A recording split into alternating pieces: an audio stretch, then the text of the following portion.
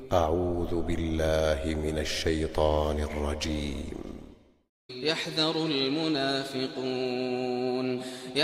المنافقون أن تنزل عليهم سورة تنبئهم بما في قلوبهم قل استهزئوا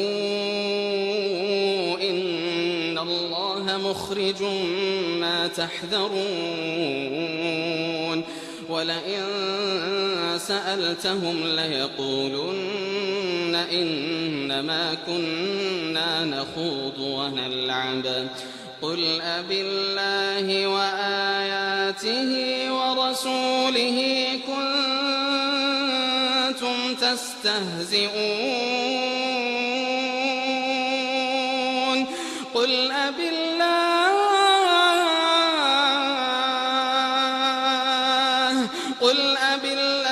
وآياته ورسوله كنتم تستهزئون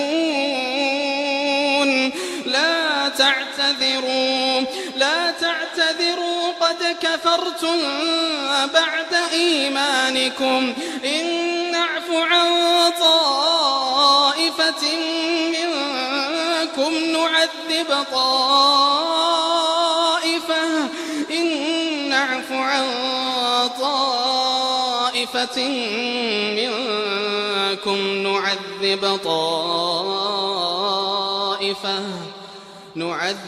طائفة بأنهم كانوا مجرمين।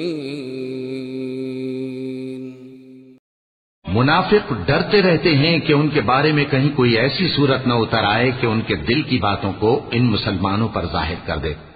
कह दो कि हंसी किए जाओ, जिस बात से तुम डरते हो अल्लाह उसको जरूर जाहिर कर देगा। और अगर तुम उनसे इस बारे में दरियाफ्त करो तो कहेंगे कि हम तो यूं ही बातचीत और दिल लगी करते थे। कहो क्या तुम अल्लाह और उसकी आयतों और उसके रसूल से दिल लगी करते थे? उज़्र मत पेश करो, तुम ईमान लाने के बाद काफिर हो चुके हो। अगर हम तुम में से एक जमात को मुआफ कर दें तो दूसरी जमात को सजा भी देंगे, क्योंकि वो गुनाह करते रहे हैं